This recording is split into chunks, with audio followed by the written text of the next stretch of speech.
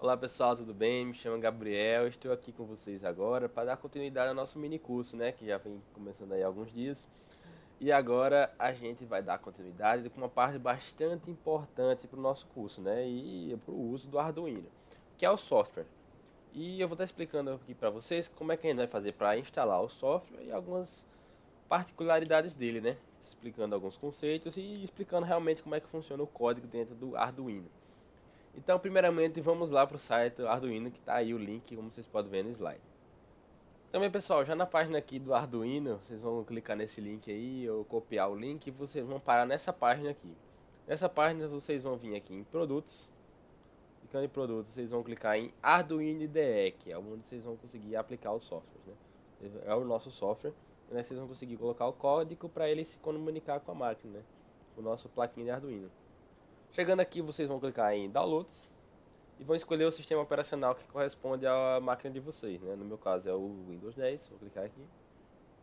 Vai aparecer essa tela aqui, vocês ignoram, isso aqui é que eles pedem suporte, né, para continuar entregando um bom serviço, né, um bom hardware, continuar com um bom trabalho, mas vocês vão clicar em Just Download.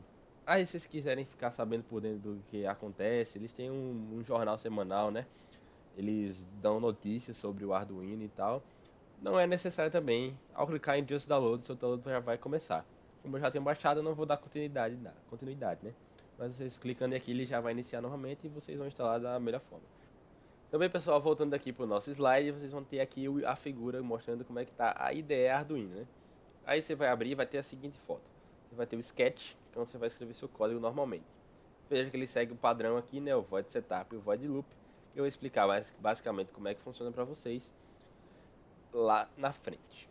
Aí você vai ter algumas coisas, arquivo, onde você pode editar, o próprio sketch, ferramentas e ajuda, né? E descendo, vocês vão encontrar esses ícones aqui que é presente, né? Vocês vão ter o Verify, que vai identificar erros de sintaxe no código. O Upload, que vai carregar o código na placa, isso é bastante importante. Vai ter o New, que vai criar uma aba nova de sketch em branco, que é onde você vai fazer seu código, né? Como eu já expliquei. Tem o Open, basicamente, que abre o sketch no sketchbook. E o save, que vai salvar um sketch em desenvolvimento, né? Coisas básicas que é importante a gente saber para na hora de estar produzindo nosso código, né? Caso surja algum empecilho, alguma necessidade, você saber esses itens básicos, né? Outra coisa interessante que você vai ter é o monitor serial, né? No monitor serial, ele vai mostrar tudo que seu código vai fazendo de acordo, né? Você vai realizando ele da forma que você pode mostrar tudo isso no monitor serial, né? Por exemplo, você escreveu A, você escreveu R, você escreveu D, uma palavra Arduino, né?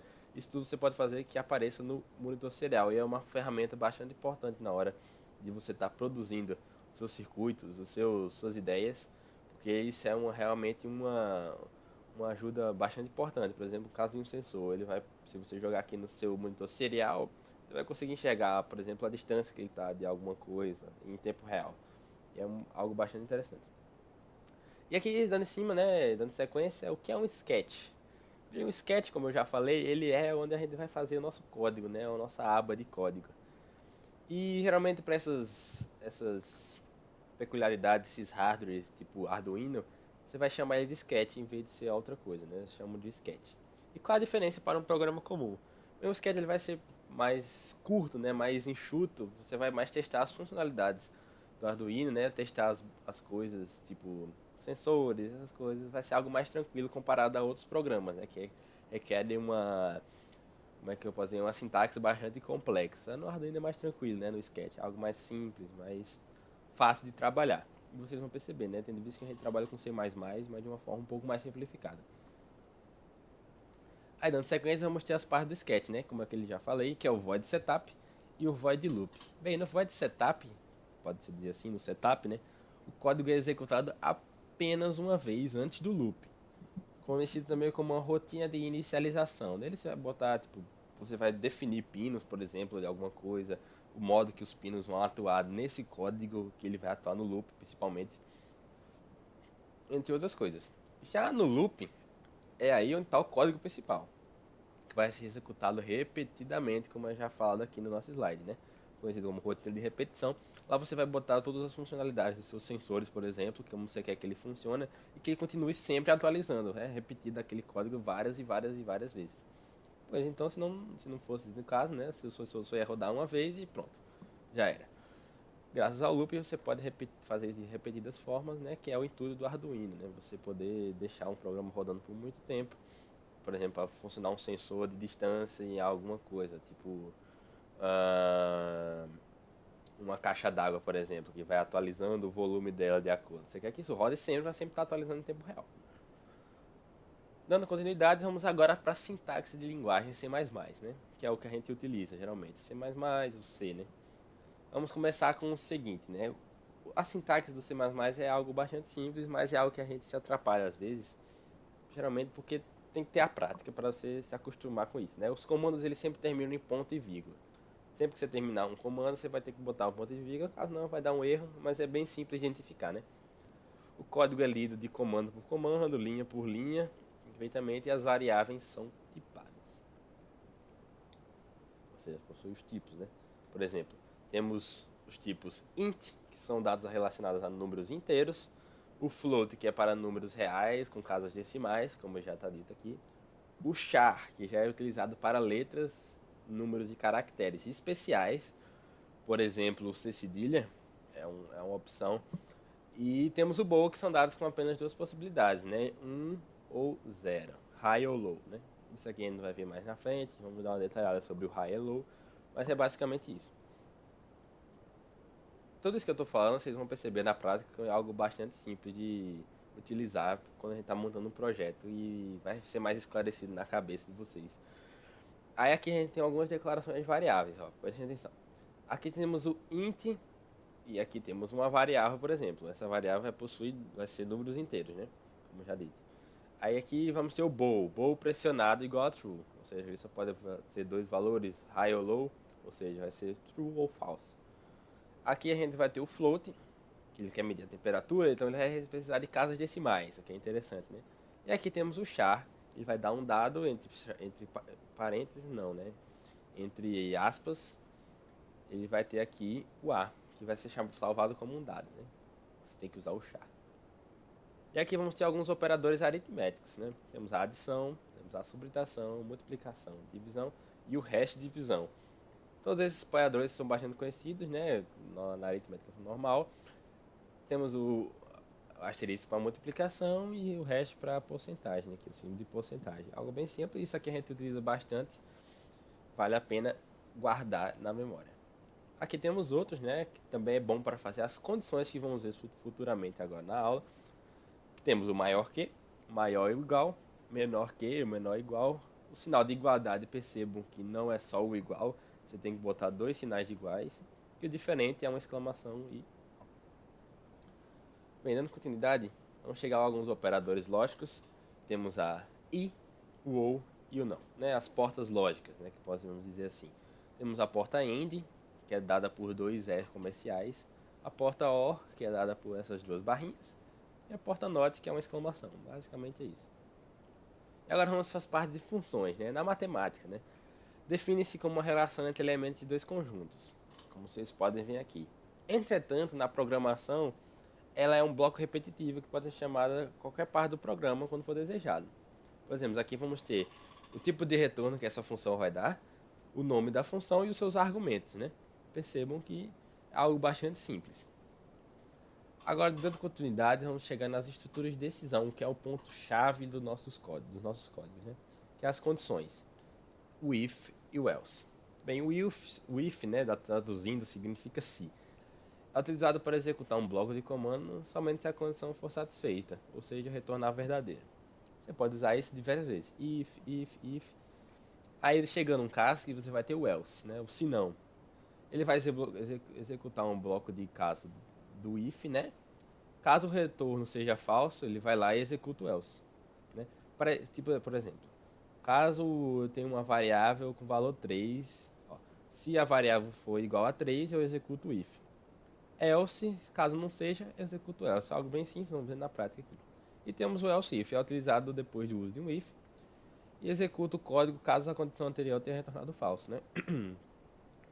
Isso é também bem prático, né? Ele já deixa dentro de um mesmo, assim para já facilitar e enxugar o código.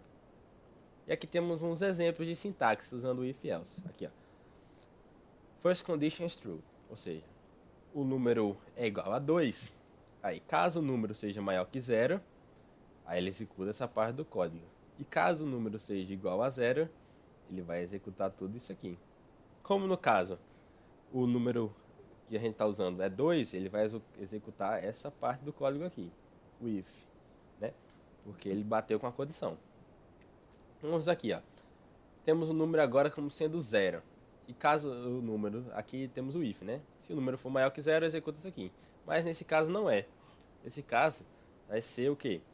Else if, porque o número é igual. Ele vai executar essa parte do código aqui.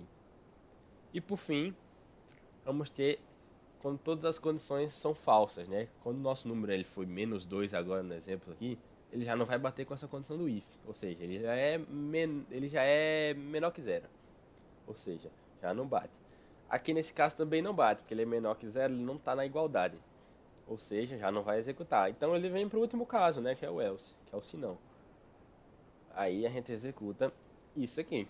É algo bem simples, tranquilidade de resolver, isso é comum em várias linguagens de programação. Isso aí com a prática nós pegamos o jeito, né? E agora vamos para algo que é bastante interessante no nosso caso aqui, que eu gosto bastante de utilizar nos códigos de Arduino, né, que é o switch case. O comando switch é uma estrutura de condição e decisão que define o código de ser executado com base em uma comparação de valores. Ou seja, você vai ter um switch que ele vai escolher de acordo com o valor dado, por exemplo.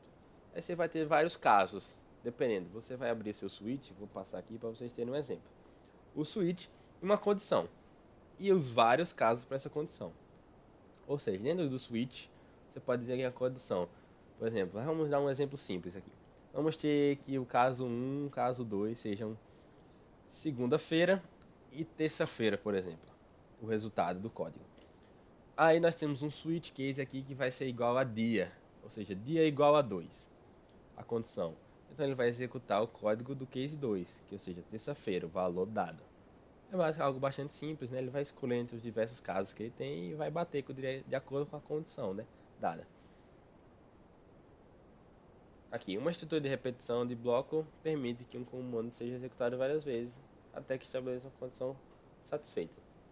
Diferente das estruturas condicionais que só executam uma vez e a condição seja feita, né? Então vamos para a estrutura de repetição, os famosos laços, né? Os laços.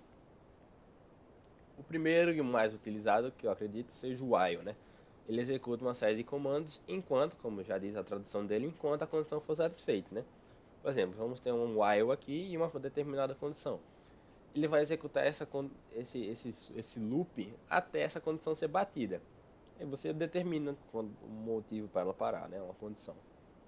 Já aqui em sequência temos o for, que ele funciona de uma forma um pouco diferente, mas tem o mesmo sentido, né?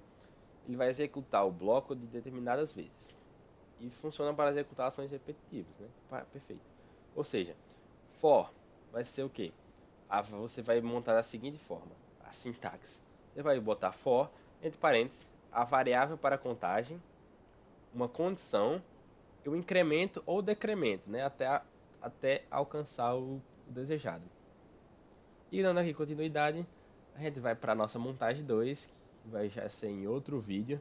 Eu espero que vocês tenham gostado desse vídeo, tenham aprendido de alguma forma um pouquinho mais sobre o código que vamos utilizar bastante agora em nossas montagens. E qualquer dúvida, deixe nos comentários, vamos tentar responder a todos. E desde já agradeço bastante pela paciência e pela disponibilidade de vocês estar assistindo nosso curso. Obrigado.